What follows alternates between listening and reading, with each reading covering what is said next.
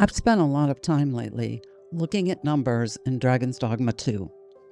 Strength, magic, knockdown power, elemental damage.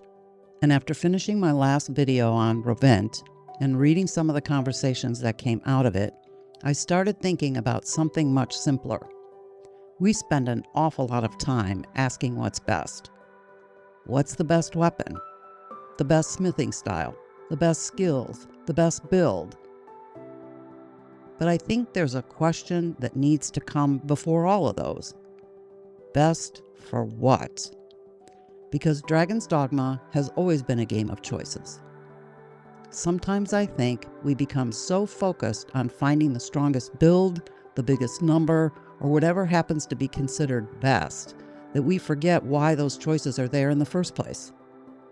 Smithing is probably the easiest place to see this. In Dragon's Dogma Dark Arisen, dragon forging your equipment was pretty straightforward.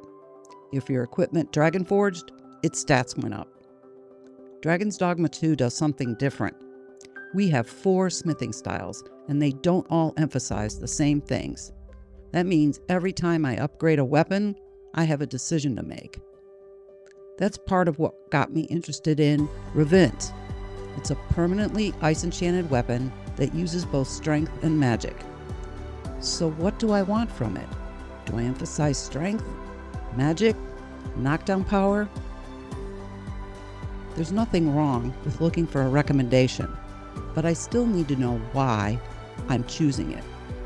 Because a bigger number isn't particularly useful to me unless I understand what that number is doing. And sometimes one choice really will perform better than another for what I'm trying to accomplish. That's fine. I'm not interested in pretending every option is equally good.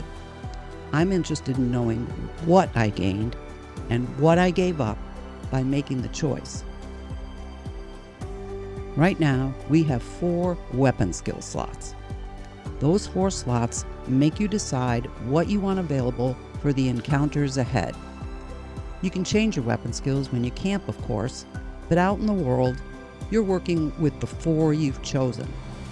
Maybe you want damage, maybe defense, maybe mobility or crowd control, or maybe there's simply a skill you enjoy using.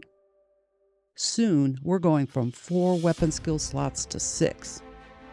I'm genuinely curious about what that's going to change. 6 slots obviously give us more options at any one time, but they also reduce the number of decisions we have to make about what we want available before the next time we camp. Will that lead to more varied builds? Or will those extra slots mostly become room for skills we previously decided we could do without? I don't know yet.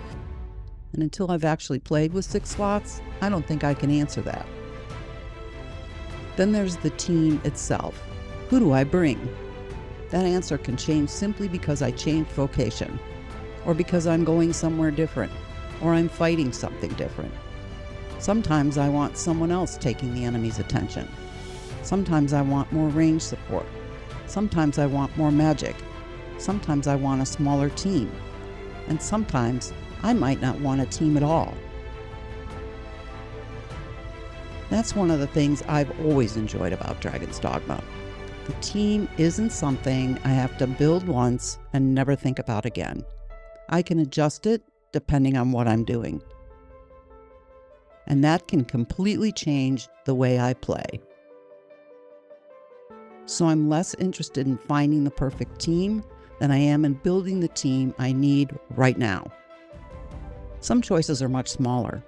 Which rings do I equip? Do I want more offensive power, more stamina, more resistance? Do I want to strengthen something my build already does well? Or compensate for something it doesn't? Sometimes the useful choice isn't the one that produces the biggest offensive number. Sometimes it's the thing that lets me stay on my feet long enough to actually use that offense. And eventually, all those decisions meet here in the actual fight.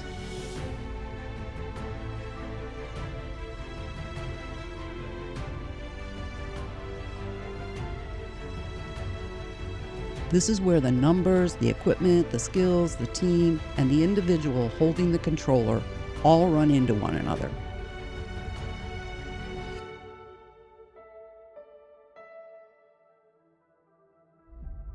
A build can look wonderful on paper. That doesn't mean I'm necessarily going to enjoy playing it. And something that works beautifully for the way I play may not be what somebody else wants at all. That's why I'm less interested in being told what I should use. I'd rather know what something does. Tell me what I'm getting. Tell me what I'm giving up. Then I can decide whether that trade makes sense for me. Because that's the part I think sometimes gets lost when we reduce everything to best. There may be an absolute best choice for a particular goal, but first we have to know what the goal is. Dragon's Dogma 2 is about to get a major update. Skills are changing. Knockdown and knockback are being adjusted. Even the number of weapon skills we can equip is changing. So rather than carefully test something that's about to change underneath me, I'm going to wait and see what Capcom gives us. Then I'll start testing again. And when I do, I'm not going to start by asking which smithing style is best. I want to start with something simpler. The game gives me a number. I can make that number bigger. But what happens after that? Where does the number go? That's what I want to understand. Because ultimately, that's what I want these mechanics videos to do. I don't want to tell you how you have to build your character. I want to understand what the choices actually give us, what happens when we make them, and what happens when we change them. Then you can decide what works for the way you want to play Dragon's Dogma.